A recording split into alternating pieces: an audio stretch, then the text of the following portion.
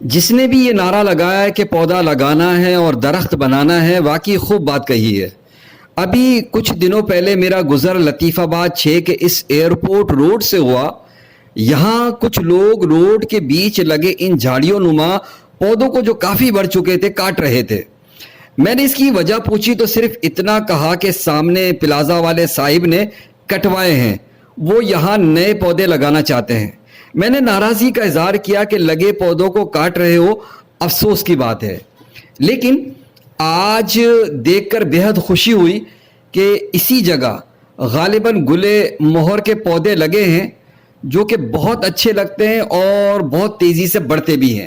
آپ بھی جب بھی پودے لگائیں تو معلومات کر مقامی اور اچھے پودے لگائیں۔